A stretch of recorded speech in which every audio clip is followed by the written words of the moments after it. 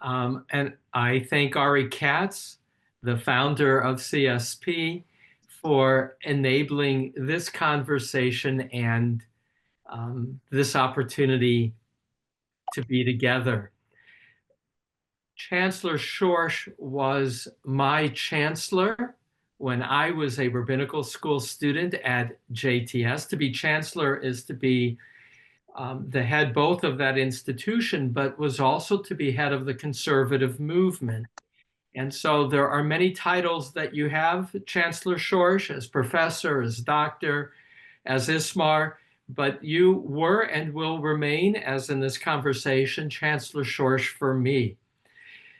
Part of the timing of our connecting with you and asking if we could have the public conversation was a trip organized by Ari Katz this summer to Germany, not in order to look at the 1,000-year history of the Jews of Germany, and not just to focus, of course, on those horrific years of World War II.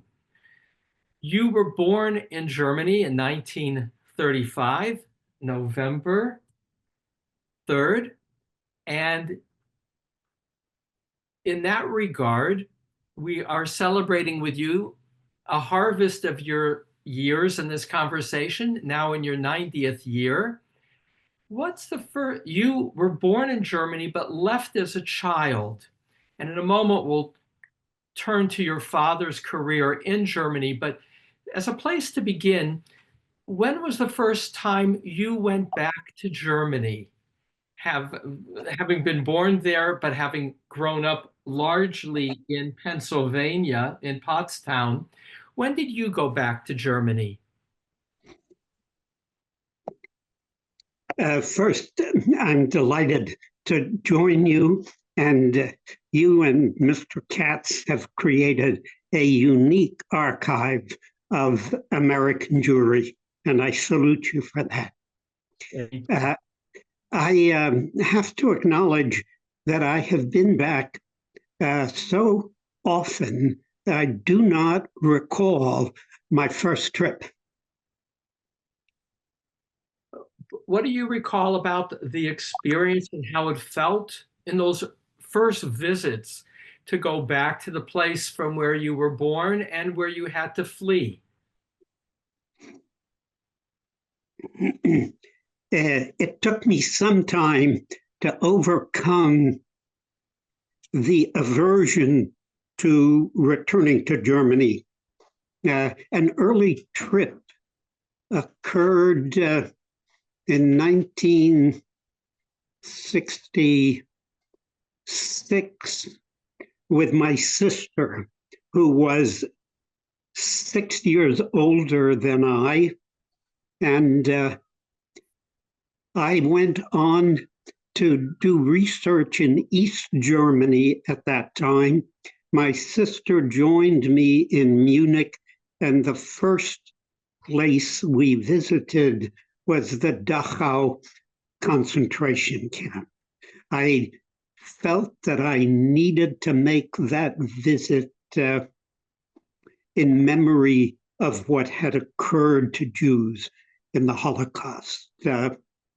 What impressed me most at that visit was the size of the concentration camp. The landscape was unending, simply vast, and that concretized for me how much evil the Nazis could do in that space.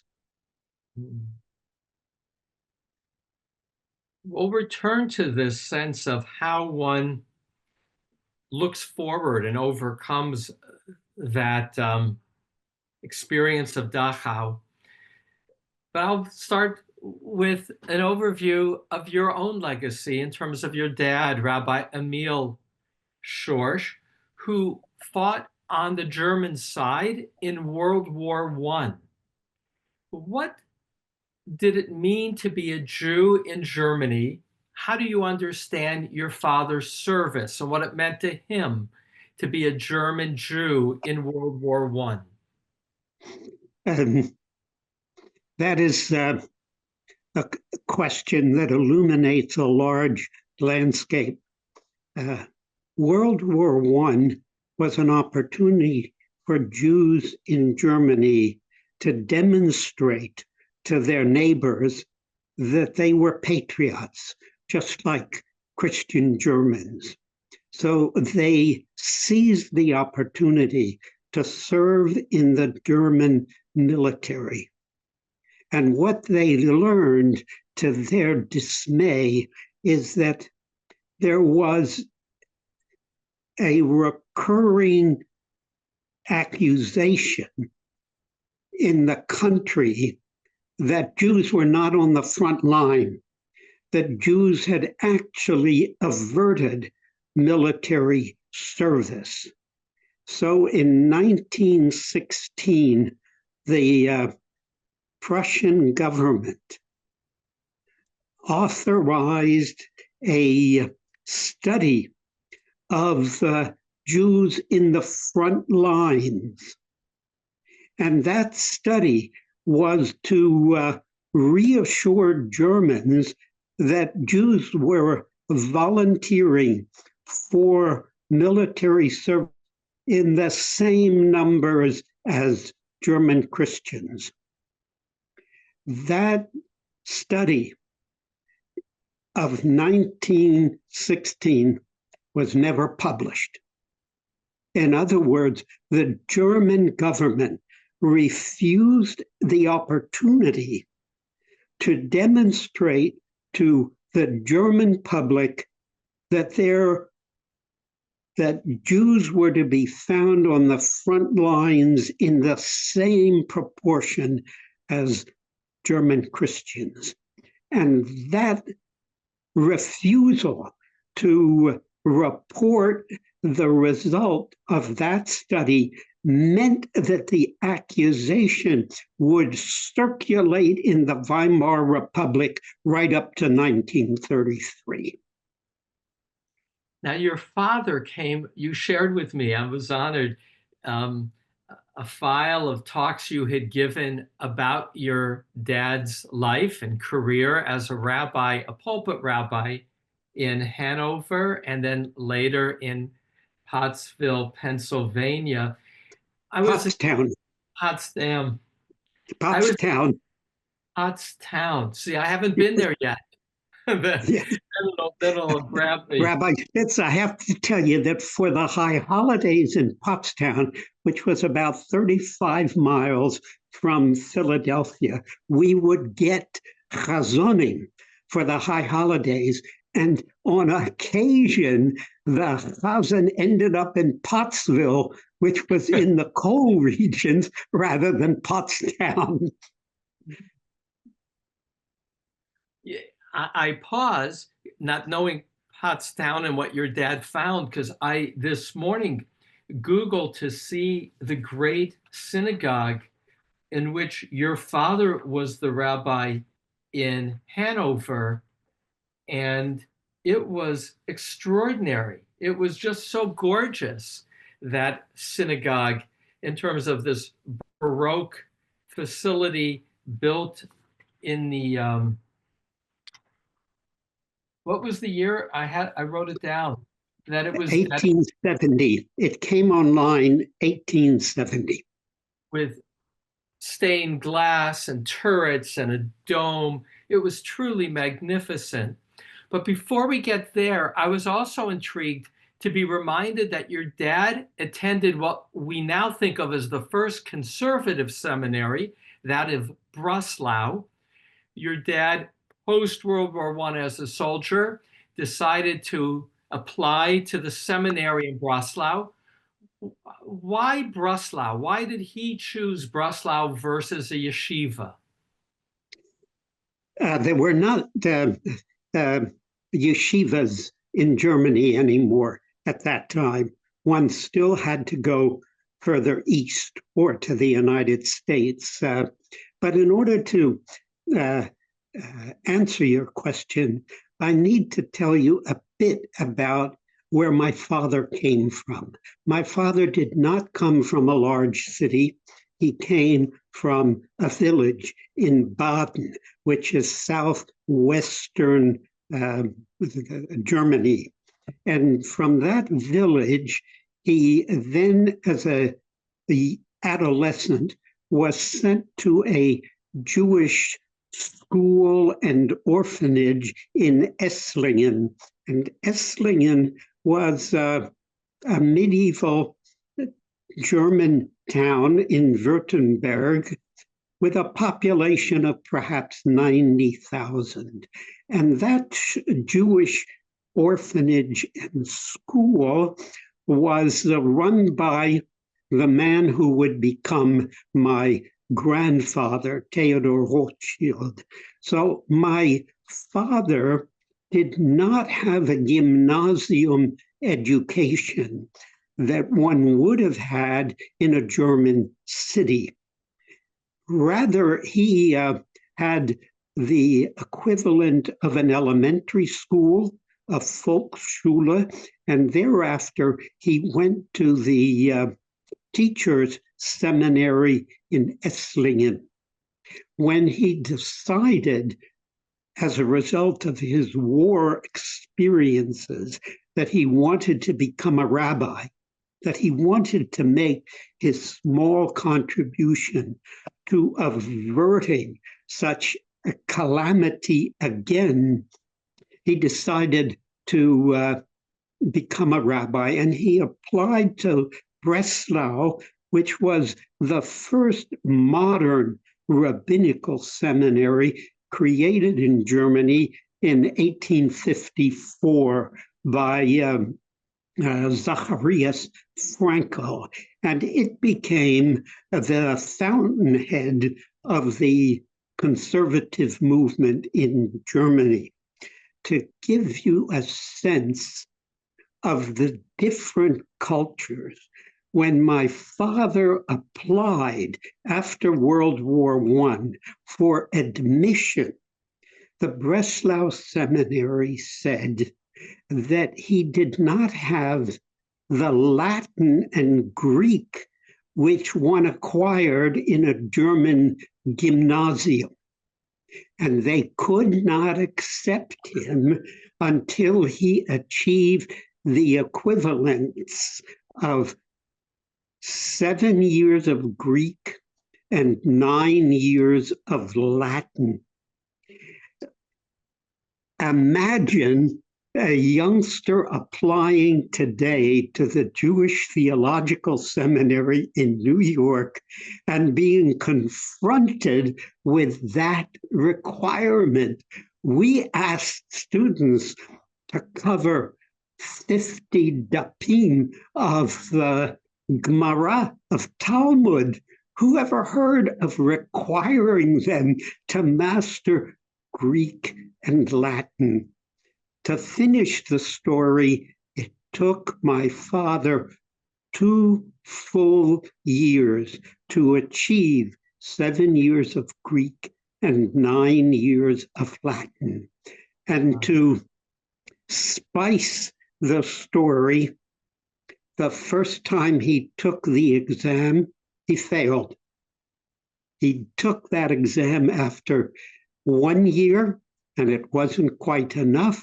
And he was determined enough to become a rabbi that he invested a 2nd year in isolation, studying Latin and Greek, and thereafter they accepted him. One footnote: when he was admitted to Breslau in the early 1920s, he was one of 3 students who were admitted. He was the only German students admitted. The other 2 came from abroad, and that fact underscores the degree to which modern Jews in Germany had assimilated and become secular. There were simply very few German Jews who were ready to become rabbis and spiritual leaders. Now, your dad served in Hanover for 10 years leading up to Kristallnacht. And during those years, I understand from your writing, many of his constituents in the synagogue were Jews born in Poland. Say a word about those years between the wars and what it meant to be a rabbi in Hanover. It was a large community, maybe 600,000 Jews altogether. And there was one dominant synagogue, that cathedral synagogue in Romanesque architecture, that served as the central place of worship for the Gemeinde, that is the organized Jewish community. My father preached in that synagogue every other Shabbat. He was actually the second rabbi. There was a senior rabbi who still officiated, but my father's sympathies were with the Eastern European Jews. The Jews in southern Germany were very unlike Jews in Frankfurt or Berlin or even Stuttgart. They were what the Germans called farmers, Landjuden. They dealt in cattle. They farmed land for produce. They were not the secular, sophisticated Jews of urban centers. And so on Simchat Torah, my father would do his service in the large synagogue and could not leave early enough to go to the Stieblach, the small prayer synagogues that belonged to the Eastern European Jews, because in truth, he felt more comfortable among the Eastern European Jews than among the secular and sophisticated city Jews of Hanover. Now, moving forward, and pacing ourselves because there's so much to talk about your life, but this is a piece of your life that is extraordinary in terms of, with your dad, bridging the German Jewish life before the war and after. Kristallnacht was the pivotal point. You were but a child. Just say a word or two about the degree to which Kristallnacht was a surprise and how it led your family to leave. My father delivered his final sermon in Hanover for Lech Lecha. And what I discovered in the research that I had done on my father's rabbinic career, that last sermon, which he delivered on the parasha for Lech Lecha, the third parasha of Sefer Bereshit, turned out to be my bar mitzvah parasha in Pottstown in 1948, where my father finished, I began. And what puzzles me to this day is that my father never shared that coincidence with me. It took my own research to discover that amazing coincidence. You noted in the material you sent me that your father wrote your bar mitzvah speech for you of Lech Lecha, the Torah reading that deals with God's call to Abraham to go to a new land. Your dad wrote that sermon for you, is what you acknowledged. Do you remember what he wrote for you to recite to the congregation? I'm embarrassed to admit to you that I have absolutely no recollection of what I said. But my father's policy was to write the bar mitzvah address with the bar mitzvah boy. My father did not want to leave the experience to an accident. So he wanted to be sure that the bar mitzvah boy was well prepared. This included his own son. It was a typical German characteristic to be as thoroughly prepared as possible. But if you allow me, I want to come back to your earlier question about Kristallnacht. Of course, yeah. I had just turned 3 on November 3rd, and what I know is what I have been told. The Gestapo arrested my father in the early morning.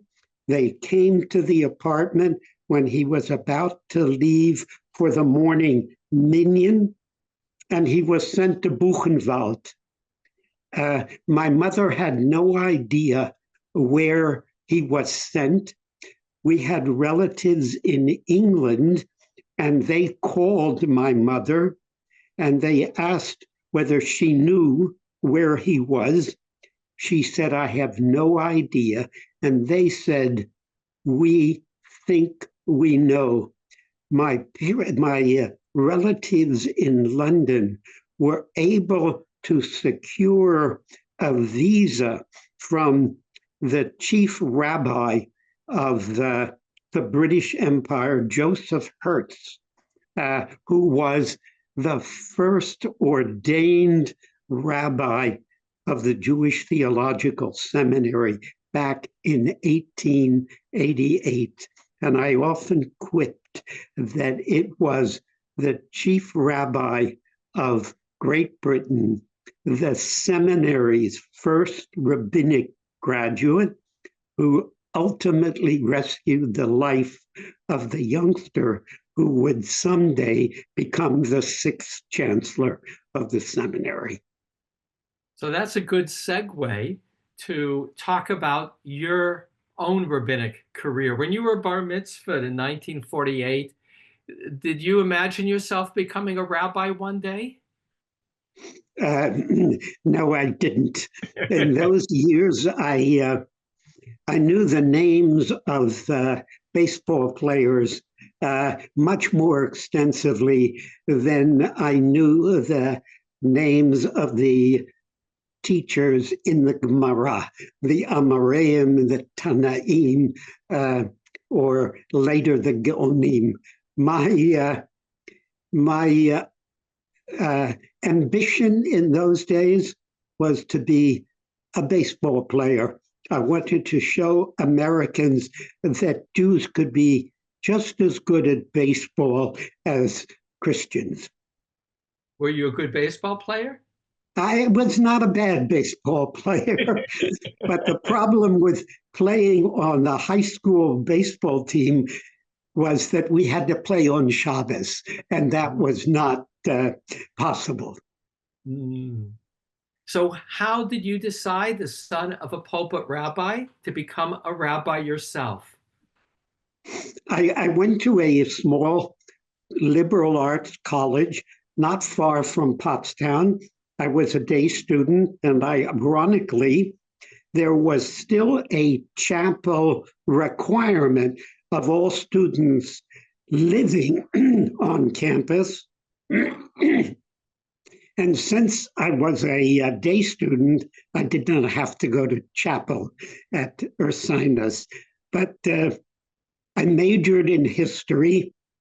I fell in love with the subject matter, And obviously, that brought me back to the history of the Jewish people, and I gravitated toward the study of rabbinics. In this matter, my father, over time, became my role model. And yet, in your own career, you focused on becoming a Jewish historian, an academic, and not a pulpit rabbi. Talk about that choice of becoming an academic.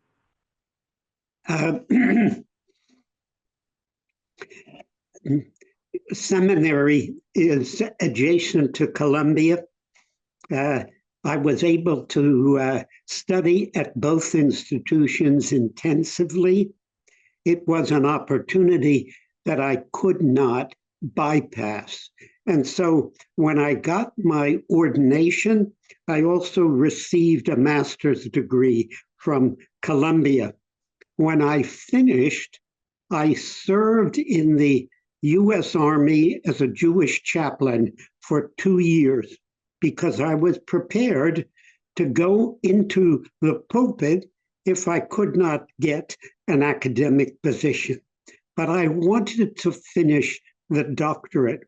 So when I finished my Army service, I benefited from the GI Bill, and that enabled me to complete my doctorate at Columbia. And when I did, the field of Jewish studies had suddenly begun to expand dramatically.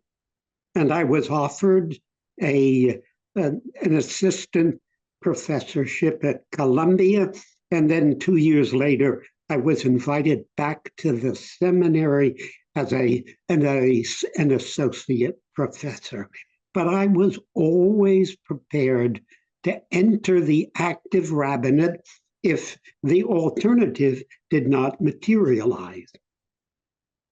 So in reading what you wrote about your father, you wrote as follows: "My father was not a romantic, intent on touching the human soul, but a rationalist of deep faith." And then you listed 3 of your father's heroes: Ibn Gabriel, the great liturgist, Pascal, philosopher, and Kant. First, say a word about your father being a rationalist of deep faith.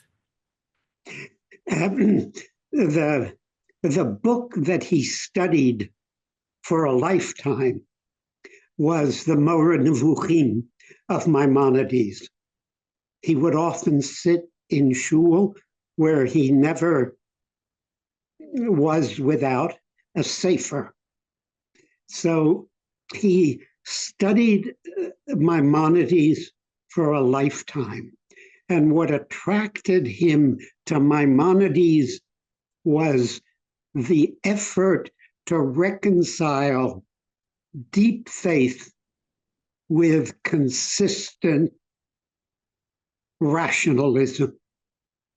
That was the objective of the Moreh Nevuchim.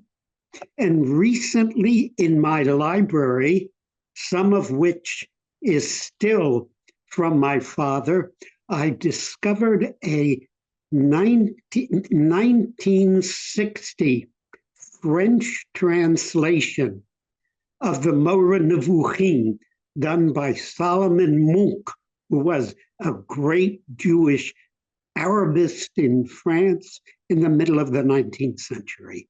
So my father shaped his faith in the shadow of Maimonides. And how would you characterize your own faith, and who looms as your intellectual heroes? I would characterize my faith as driven by the same objective of reconciling rationalism with piety.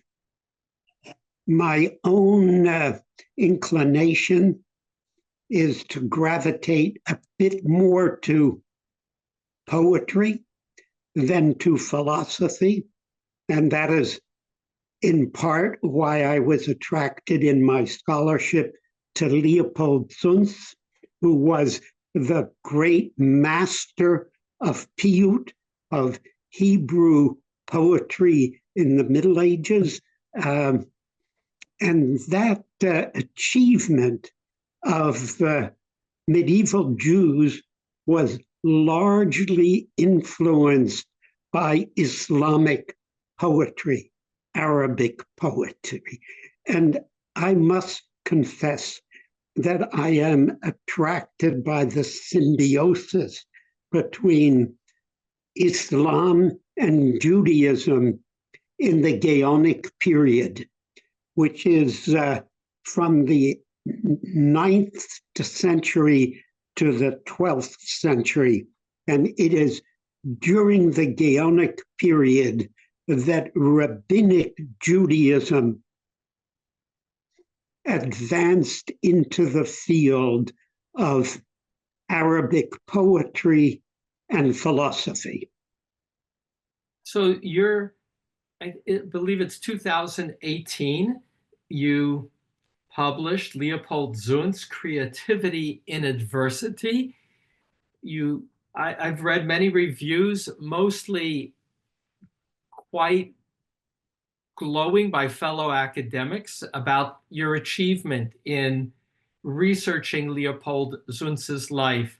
Tell us a little bit about Leopold Zunz and why he was relevant to you, in addition to the poetry, and why he should be relevant for Jews today. First, I would like to mention that my biography of Zunz came out in 2016, and it has now been translated into German. And the edition has been published by a commercial publisher, which makes it readily available. And I have to admit that it is an elegant German translation, and it provides me with deep gratification because I have returned Zunz to the language and culture in which he flourished. What I think makes the book accessible to serious lay readers is the fact that it is a biography. I did not want to write about Zunz's scholarship alone. I wanted to place it in the context of his life and agenda. And that agenda was to gain admission for critical Jewish scholarship in the German university. And in that mission, Zunz failed. The German universities remained closed to critical Jewish scholarship.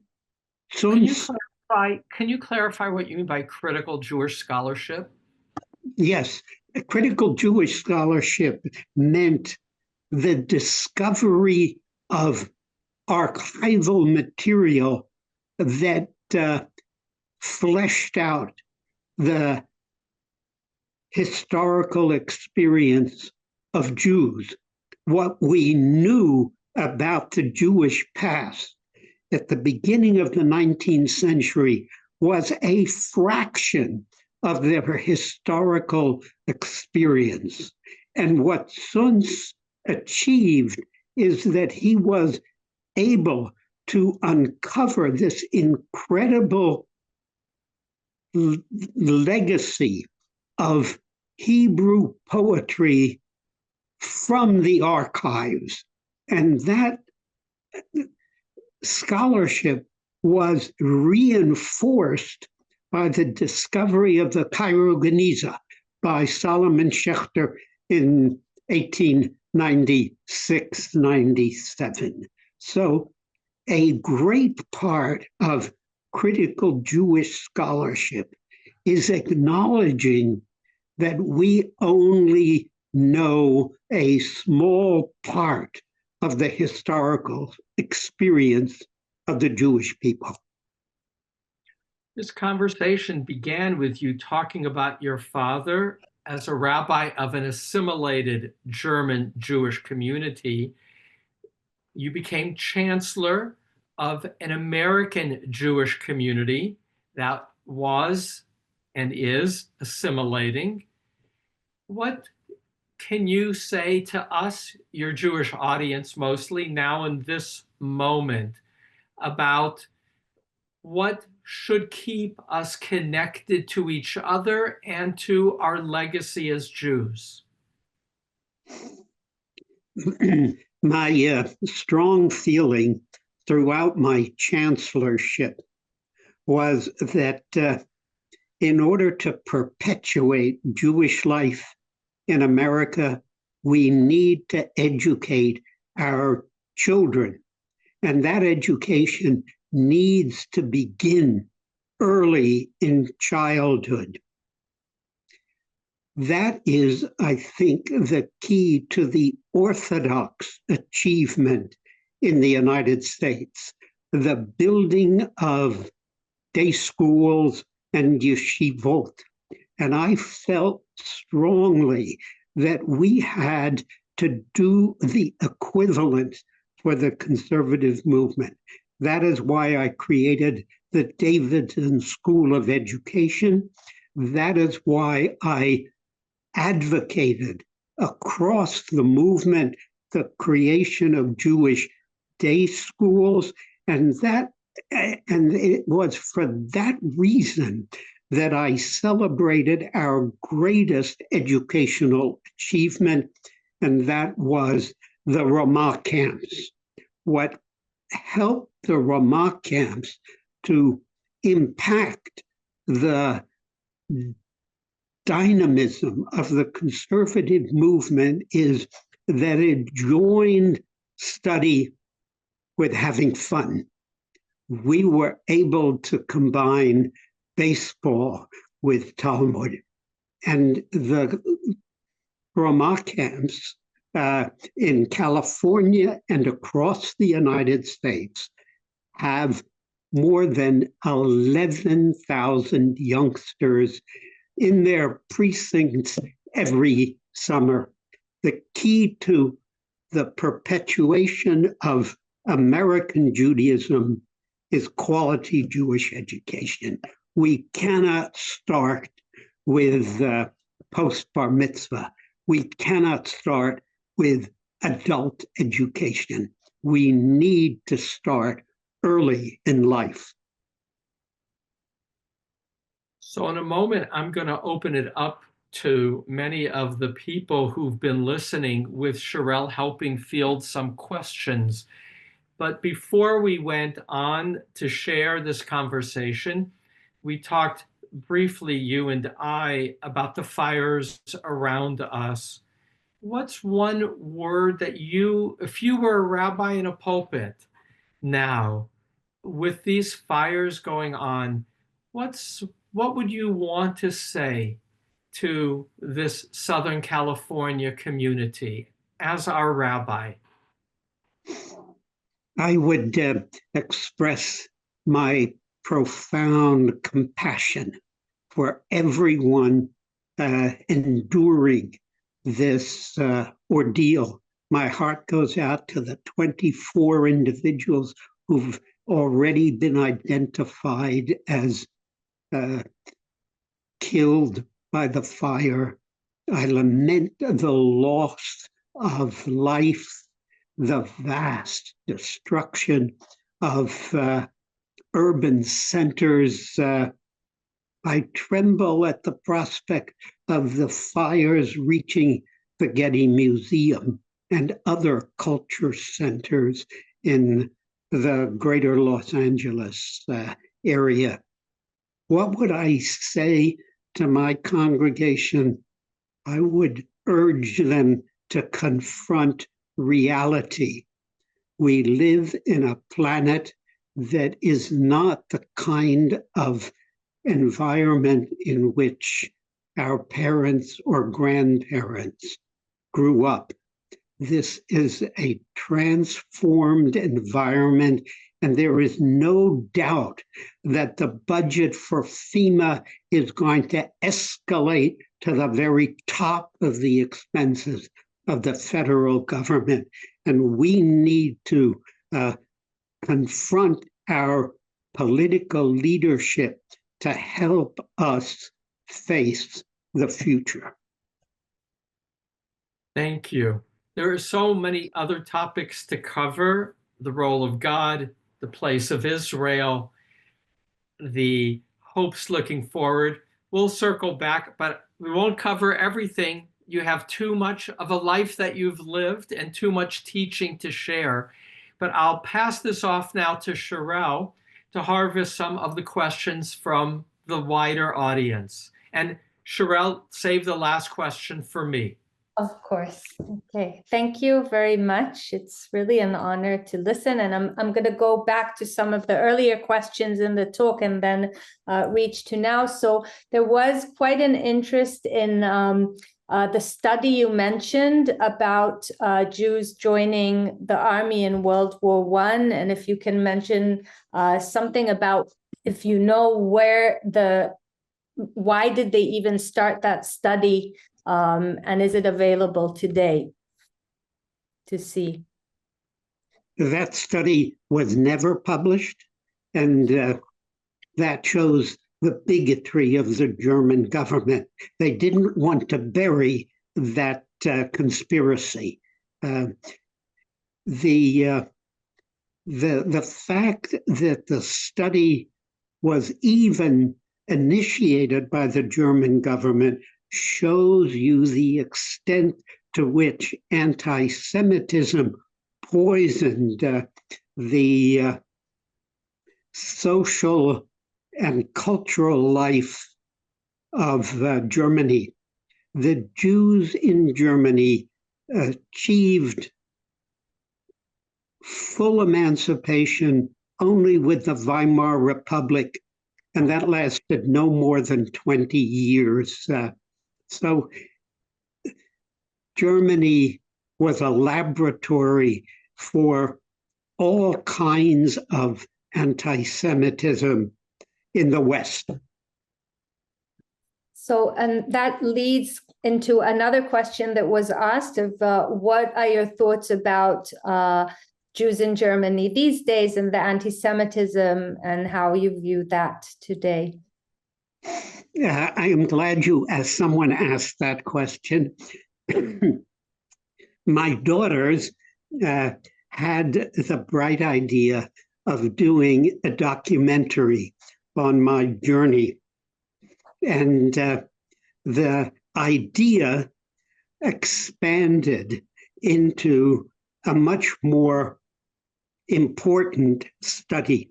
The documentary, which they are now completing, is titled When Your Children Ask, and it is an effort to show the manner in which Germans have confronted their past. For the early decades of West Germany and the Federal Republic, there was a deep aversion to confronting the past. That aversion began to diminish with the Eichmann trial in 61 and 62, and the Frankfurt trials of Auschwitz commandants. 22 Nazi leaders in 1963 to 1965 was the first time that German courts began to face the horrors of their Nazi regime. So the point of the documentary is to enlighten Americans that the Germany of today is not the Germany of 1945. It is not the Germany that was still overrun by Nazis. It is the Germany that has mounted the steady courage to confront the horrors of its own past. And the reason I think that that is such a noteworthy achievement is because we in America have still been not forthright in confronting the errors of our own past. Thank you. I'm moving to a slightly more personal question that came a little later in the conversation. You mentioned you joined the army as a Jewish chaplain. Was that move, or was it in any way connected also to your father serving in the army that you mentioned? Is there a link between those choices? The fact is the link. I cannot say that my father's experience motivated me. I wanted to do my duty. At that time, the military had difficulty recruiting Jewish chaplains. There were Jews in the military, especially medical personnel. They needed rabbinic counsel, and it was a requirement for the conservative rabbinate at that time to serve in the military, and so I served, and it distanced me for a couple of years from the academic world. It gave me a much richer understanding of American culture and Jewish culture. Thank you. So there are quite a few alums of Ramah Camp on this call, and a few people who were students of yours. And there's a question here about how do you see the future of the conservative movement, and if you think it can reverse the contraction in numbers and influence?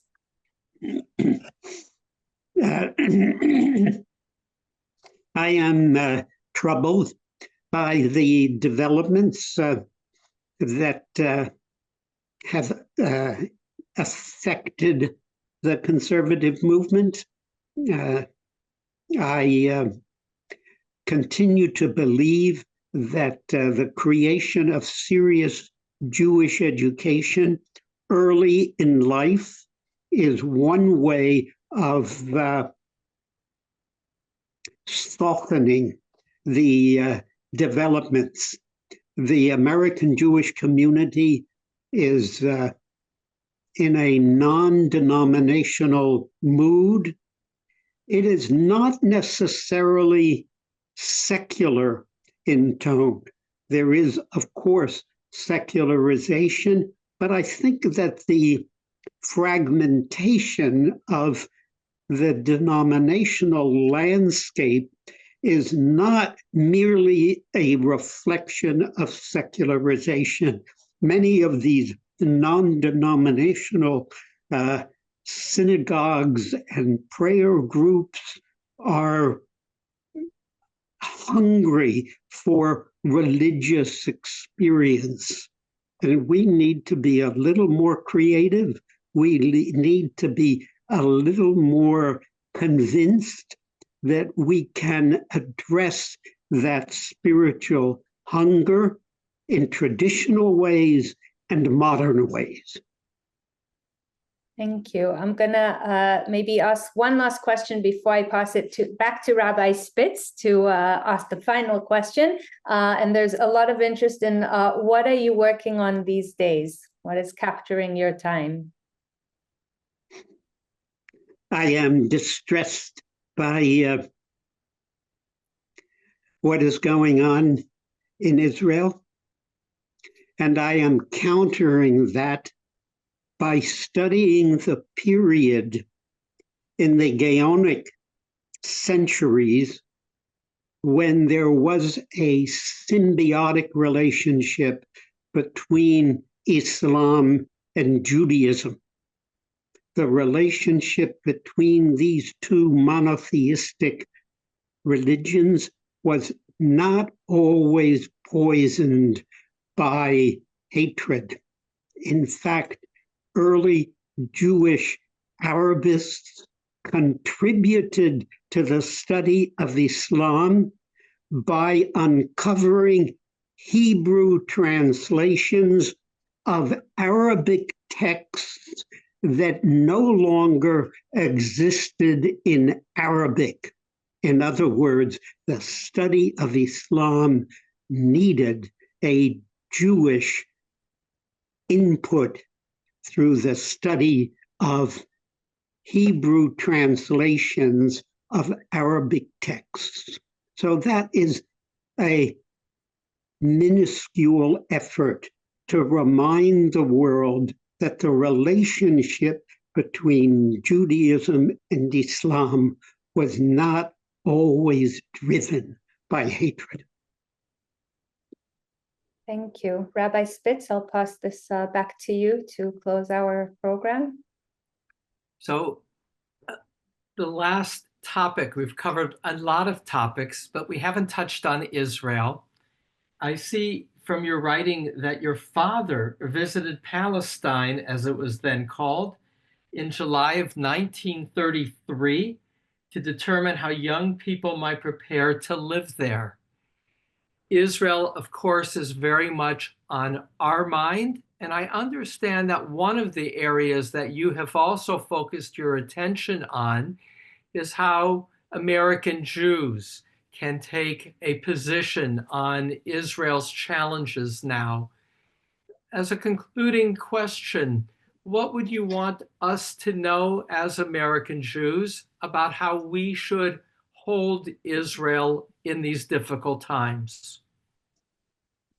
In 1933, the Hildesheimer Seminary, which was the Orthodox seminary in Berlin, wanted to come to Jerusalem. And the Aguda blocked that effort. And the Hildesheimer Seminary never reached Palestine. And that became a catastrophe for Israel, because you had emerging in the Yishuv and the state a modern Jewish society which did not have a modern rabbinate. It still had a medieval rabbinate from Eastern Europe, and that was an enormous handicap for developing the kind of religious pluralism that the state of Israel desperately needed, even more so today. For what we are witnessing is the rise of a messianic movement that values real estate over human life, and that is driving the policy of the state. And there is no pluralism in Israel to offset that insanity. So I honor your courage in speaking straight your characterization. And I pull together our conversation to say that what always impressed me, Chancellor Schorsch, was your quality of integrity, taking hard, principled stands as chancellor. As a pulpit rabbi, I know what it means to lead and to deal with boards, that you were able to be the chancellor for 20 years of the seminary, which also at that time meant head of the conservative movement, is a testament to your own stamina, your own learning, and your own integrity. So this is my public opportunity to say thank you for the difference you've made in American Jewish life and the hope you give me as someone younger than you, but also now retired, to how richly you continue to use your time. Thank you. And thank you to Sherelle for facilitating from Tel Aviv, which means to give us a larger context of Jewish belonging, and of course to CSP. And to all of you who've made this your priority to learn with Chancellor Schorsch.